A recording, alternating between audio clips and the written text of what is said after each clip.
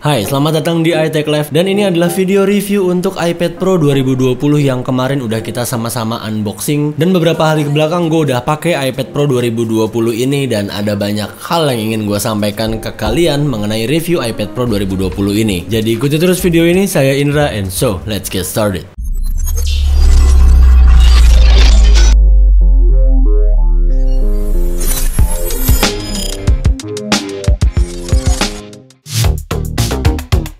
Yang pertama yang mau gue omongin adalah dari desainnya. Untuk dari desainnya ini, dia tetap mengadaptasi flat design yang kayak gini, yang keren banget, yang ganteng banget, yang kita harapkan ini akan hadir di iPhone 12 akhir tahun ini. Tapi kalau misalnya kalian tanya ini beda apa enggak dengan yang seri 2018, jawabannya adalah enggak. Ini sama banget desainnya, nggak ada perubahan. Perubahan yang paling terbesar adalah di kameranya. New kamera sistemnya ini mirip banget dengan iPhone 11 Pro. Kalau kalian lihat di sini, dia kotak kayak gitu, hanya aja kameranya cuma dua. Jadi satunya ini adalah LiDAR scanner yang nanti akan kita bahas setelah ini. Untuk build quality, kerapihan ya udahlah ya Apple gitu. Dan untuk durability-nya, gue ngelihat ada beberapa video dari luar kalau iPad Pro 2020 ini pun masih sama penyakitnya dengan yang seri 2018, yang dimana durability pada saat dia dibengkokin kayak gini. 2 tahun lalu spekulasi gue adalah itu karena konstruksi dari housingnya ini, housing yang langsung nyambung ke depan, dia nggak ada tulang lagi di pinggirnya. Karena yang udah setelah gue lihat iPad yang punya pinggiran curve itu akan lebih kuat dibanding yang kotak kayak gini. Tapi itu semua balik lagi ke kalian. Nggak mungkin juga kalian beli iPad untuk langsung dipatahin kayak gitu. Ya nggak semudah itu juga gitu. Untuk bengkoknya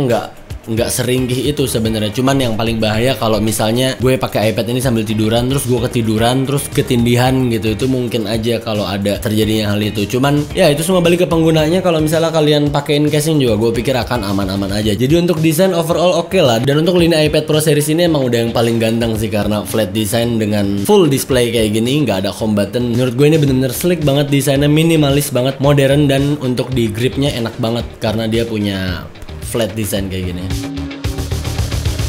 Untuk display si iPad Pro 2020 ini yang 11 inch-nya resolusinya ada di 2388 x 1668 pixel dengan 264 pixel per inch. Jadi ini adalah liquid retina display. Ini belum mini LED atau organic LED display. But overall layaknya seperti iPhone XR, layaknya seperti iPhone 11. Kualitas layarnya ini gue acungin 2 jempol untuk Apple karena memang khas retina displaynya Apple banget. Untuk warnanya soft banget, layarnya tetap tajam tapi tetap nyaman di mata, nggak bikin sakit, nggak bikin perih, tapi detail banget. Dan untuk akurasi warnanya juga gokil banget. Gua tes di sini untuk editing foto, warnanya itu bener-bener akurat. Begitupun juga pada saat gue editing video dan pada saat gue melakukan color grading. Dan tingkat keakuratan warna inilah yang membuat gue trust banget dengan device ini, walaupun belum memiliki layar yang seperti iPhone 11 series atau iPhone XS series.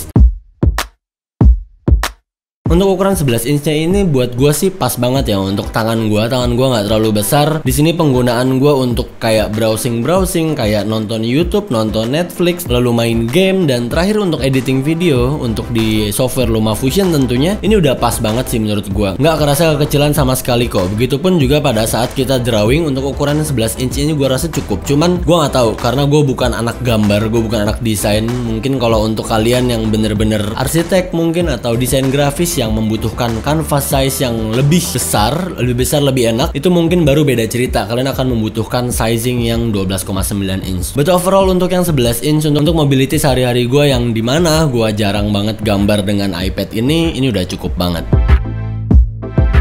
Untuk kameranya gue bahas yang depan dulu. Untuk speknya ini 7 megapiksel kamera depannya, udah bisa portrait mode juga, udah bisa animoji, memoji, of course karena ini udah pakai true depth sensor. Dan untuk video recordingnya resolusinya ada di Full HD 1080, 30 atau 60 fps, bisa kalian switch. Dan ini adalah foto dan video sampel dari kamera depan iPad Pro 2020 ini.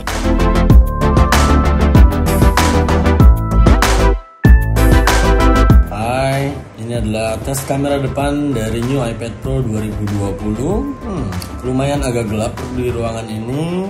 1080p 30 fps by the way. Sekarang kita pindah ke kamera belakangnya, yang dimana gue mau bahas dulu dari bentuknya. Gue ngerasa kalau upgrade new iPad di tahun 2020 ini adalah kameranya, layaknya seperti di iPhone 11 Pro series, yang dimana dia upgrade-nya itu kebanyakan di kameranya. Sekali lagi gue notice bentuknya udah mirip banget kayak iPhone 11 Pro. Gue pikir ini udah sangat cukup banget untuk menarik perhatian orang-orang. Kalau ngelihat iPad ini tuh dia akan langsung nge-recognize kalau misalnya ini adalah new iPad 2020 karena bentuk kameranya yang udah kotak kayak gini. Jadi ini akan sangat ikonik banget sebagai tanda pengenal new iPad Pro 2020 ini. Untuk spesifikasi lensa, yang satu adalah lensa wide lens 12 megapiksel dan satu lagi adalah lensa ultra wide lens 10 megapiksel. Dan yang satunya ini adalah time of flight kamera sensor dan lidar scanner untuk keperluan augmented reality. Dan gue udah berhasil mengambil beberapa sampel foto dari kamera belakang iPad Pro ini, lensa wide dan lensa ultra wide, dan menurut gue ini karakternya iPhone 11 banget. 11 dan 11 Pro, hanya aja dia nggak ada telefoto. Tapi memang karakternya adalah karakter iPhone 11 banget. Hanya aja satu hal yang gue bingung banget di sini, kenapa kok nggak ada night mode ya? Night mode-nya tuh nggak muncul menunya, tapi kalau di foto di tempat gelap ini udah bagus gitu performanya, udah auto terang gitu. Kalau di iPhone kan ada pilihan untuk shutter speednya, tapi kalau di new iPad ini nggak ada. Jadi pertanyaan gue tuh, apakah emang fitur night mode nggak include di new iPad 2020 ini? Tapi dari yang gue lihat dan kalian lihat sendiri di sini, untuk sampel foto di tempat gelap banget itu nggak seburuk iPhone atau device yang nggak punya fitur night mode. Begitupun juga untuk kamera videonya. Pada dua karakter lensa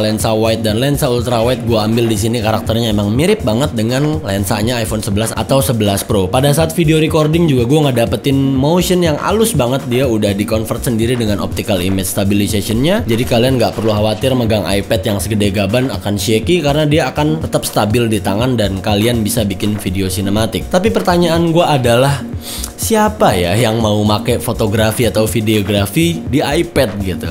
Ya mungkin ada sebagian orang yang banyak ngabisin waktunya di iPad dan mungkin dia pakai juga untuk foto dan video gitu. Cuman menurut gue sebagai orang yang suka motret, gue sebagai orang yang suka bikin video, untuk dimensi seperti ini sebagai alat perekam atau alat pengambil gambar ini kayak terlalu besar gitu untuk di tangan gitu. Ya tapi but overall it's okay lah, daripada si new iPad Pro 2020 ini ketinggalan untuk spek kameranya. At least sekarang udah diikutin ke teknologi kamera Apple yang paling baru. Nah untuk lidar scannernya, untuk beberapa hari ini gue nggak banyak experience di sini karena gue belum nemuin aplikasi-aplikasi yang memang tujuannya untuk nge-push si sensor lidar scanner ini. Paling gue coba di aplikasi kayak Measure kayak gini, kayak meteran gitu. Kita bisa langsung ngukur berapa jarak dari titik yang kita pilih dengan titik yang kita tuju kayak gini. Kelihatan kan berapa senti. Terus kalau misalnya kita deketin temen-temen, tuh kelihatan. Dan ini adalah base-nya dari augmented reality gitu. Dan di sensor lidar ini keunggulannya adalah dia akan bisa ngebaca untuk area-area sekitar gitu. Ini ada objek, misalnya ada iPhone, ada hal-hal lain. Dan kalau misalnya gue umpetin di balik pot kayak gini, dia akan posisinya bener-bener di balik pot gitu, jadi nggak error gitu. Dia bener-bener bisa mapping di situ gitu. Kalau ada objek ketutupan di depan, dan dia nggak akan masalah tuh. Dan itu menurut gue keren banget untuk kedepannya. Gue belum kebayang juga. Yang jelas augmented reality ini emang banyak banget fungsinya untuk di kedokteran, di akademi gitu. Pokoknya yang saat ini menggunakan teknologi augmented reality, dan iPad Pro 2020 ini emang bener-bener udah sangat memumpuni banget karena dia punya lidar sensor. Itulah kenapa ada rumor kalau misalnya lidar sensor ini akan hadir di iPhone 12 series, tapi kita nggak usah ngomongin itu karena beda topik videonya. Dan gue coba untuk game-game yang memang udah menggunakan teknologi augmented reality untuk di iPad Pro 2020 ini, memang layaknya dia emang udah ready banget dengan teknologi augmented reality. Ya bener-bener deh, huge upgrade-nya itu bener-bener di kamera dan sensor lidarnya ini banget untuk di iPad Pro 2020.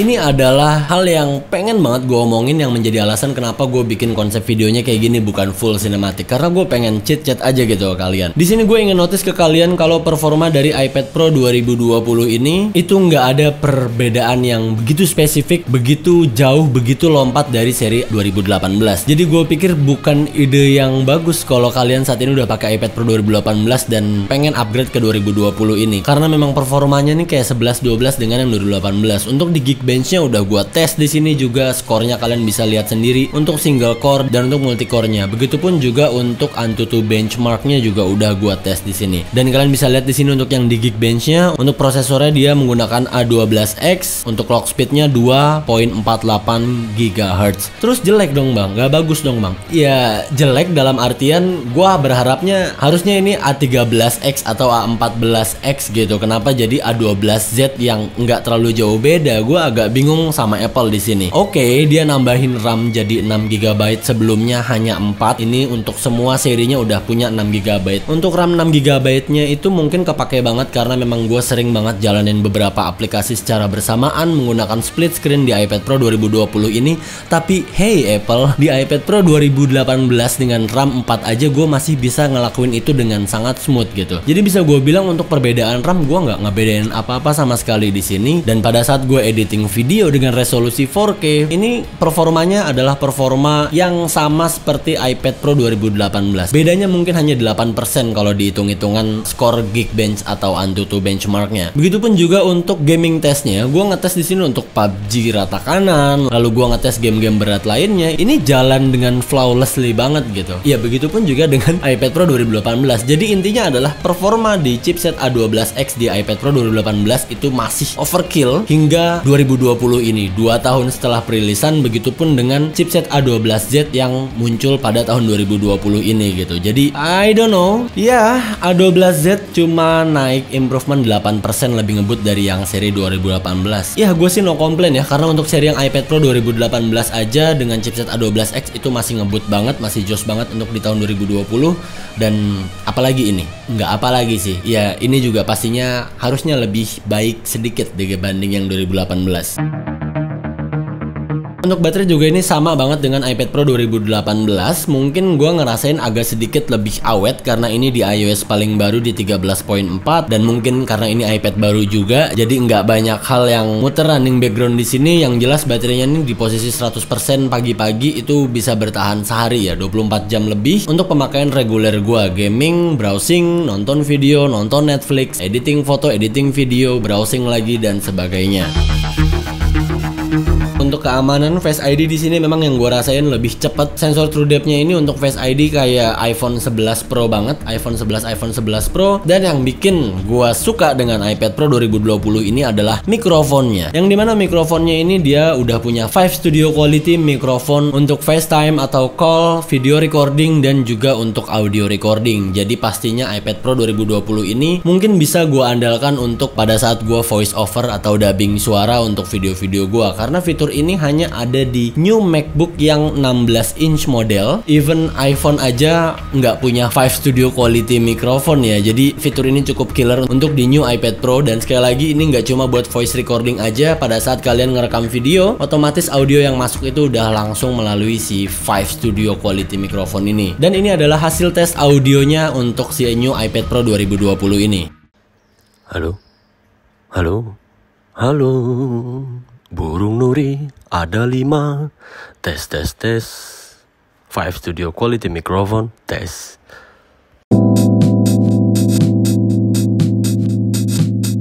Dan ya akhirnya untuk kesimpulannya, buat gue new iPad Pro 2020 ini emang bisa dibilang terobosan terbaru karena adanya new camera system, apalagi dengan teknologi LiDAR scannernya yang memang hanya baru di iPad ini. Even di iPhone juga masih belum ada. Tapi apa ya, kayak ada yang kentang gitu. Kalau dari prosesornya tuh nggak banyak peningkatannya. Jadi kesimpulannya adalah kalau kalian saat ini pakai iPad Pro 2018 series, worth it nggak upgrade ke new iPad Pro 2020 ini? Menurut gua jangan. Kalian stay aja di iPad Pro 2018 kalian, kecuali kalian perlu banget lensa ultrawide, kalian perlu banget lidar scannernya, kalian suka bereksperimen, bereksplorasi dengan augmented reality, ya ini worth it banget karena keunggulannya di situ. Atau mungkin kalian membutuhkan fitur 5 Studio Quality-nya, tapi kalau misalnya dari performa, better kalian hold dulu aja. Dan untuk kalian yang menggunakan iPad selain iPad Pro 2018, menurut gue ini saat yang tepat banget untuk upgrade ke new iPad Pro 2020. Apalagi buat kalian yang dari kemarin mungkin udah ngincer-ngincer nih harga second iPad Pro 2018, gue saranin kalian langsung kesini aja karena kalian udah bisa dapetin performa yang layaknya seperti iPad Pro 2018, hanya aja ada peningkatan sedikit lebih cepat dan fiturnya lebih lengkap dan udah punya new camera system lengkap dengan lidar scannernya gitu. Jadi kalau kalian saat ini ada di iPad mini, iPad Air, iPad 6 generation, mungkin kalian mulai ketagihan pakai iPad kalian dan kalian udah ngerasa kayaknya udah nggak cukup iPad ini untuk menunjang apa yang gua kerjakan, mungkin kalian bisa pindah ke yang Pro ini. Apalagi di iOS 13.4 ini udah support untuk trackpad yang ada di iPad ini. Sayangnya gue masih belum ada barangnya, jadi mungkin baru iPadnya aja yang gue review. But overall gue cukup impress dengan performa kameranya, performa wide lensnya, performa dari lidar scannernya, dan 5 Studio Quality microphone dari new iPad Pro 2020 ini. Burung Nuri ada 5. Dan oh ya, kelupaan buat yang dari kemarin nanya kenapa gue pilih wifi only, kenapa nggak yang selular? Karena di iPhone gue itu udah dual SIM temen-temen. Jadi kalau misalnya gue pengen masukin SIM satu lagi, gue udah bisa di iPhone aja gitu, dan gue bisa tethering langsung ke iPadnya. Dan gue pikir sekarang di daerah gue ini udah banyak banget wifi. Di cafe-cafe yang sering gue kunjungin atau di tempat-tempat apapun yang sering gue kunjungin itu udah banyak banget wifi-nya. Jadi gue pikir untuk ekstra nomor tambahan hanya untuk paket internetan si iPad, gue rasa udah cukup. Apalagi tadi iPhone gue udah bisa dual SIM nano. And that's all, mungkin segitu dulu aja untuk new iPad Pro 2020 ini. Untuk ukuran 11 inch atau 12 inch mau gue kembalikan ke kalian. Storage pun juga begitu, 128, 256, 512, 1 tera. Semua balik ke kalian, semua balik ke penggunaan kalian. Apakah kalian butuh yang super gede atau 128 aja mungkin cukup. So far 256 ini udah pas banget lah, sama dengan storage di iPhone gue. Udah cukup banget untuk keperluan seperti download game-game berat atau untuk keperluan editing video yang mengharuskan kita untuk nyimpen banyak footage raw video-video di iPad ini. And that's all, semoga video ini bisa memberikan informasi untuk teman-teman yang mungkin emang lagi pengen upgrade ke new iPad Pro 2020. Terima kasih telah menonton video ini dan terima kasih untuk kalian yang selalu menantikan video-video dari gua. Please like, comment, and share this video. Maaf kalau di video ini ada hal yang nggak gua bahas, silahkan kalian lanjutkan aja di kolom komentar dan berdiskusi dengan teman-teman yang lainnya. I'll catch you guys on the next video. Saya Indra, and until next time, goodbye.